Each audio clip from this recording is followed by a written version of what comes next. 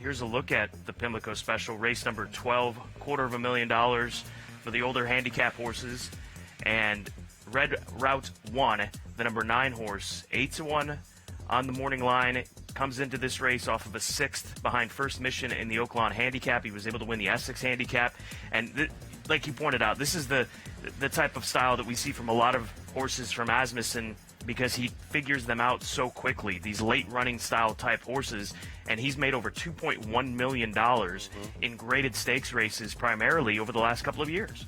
Well, and a lot of that has to do with he likes Oaklawn Park, and they run for pretty good money in the stakes program at Oaklawn Park. He hasn't really loved it too much here at Pimlico. I'm showing an 0-for-2 record, but he was 4th in this race last year, and it's made $114,000 in his 2 starts here at Pimlico.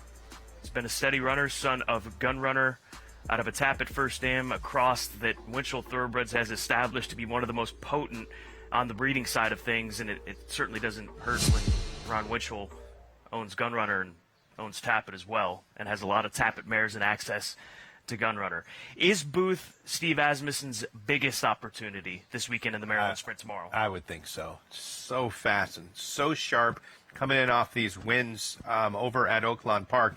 Between he and Skelly, he's got 2 of the fastest sprinters in the country, and he's keeping them separated. Maybe at some point they're going to have to go against each other, but Booth is on quite the roll right now. We're going to take you back to one of his recent successes. As you mentioned, he's doing some great things as of late, and this is his run in the Count Fleet Sprint handicap, and it was pretty straightforward for this runner, for the Heilig Broats and Steve Asmussen, and the son of Steve Asmussen, Eric Asmussen, last year's apprentice champion jockey. Is maybe there an argument that, look, he's just a Hot Springs freak.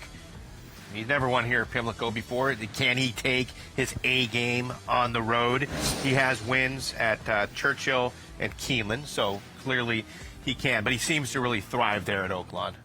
I think he's just a better horse, right? I mean, he's a better horse this year.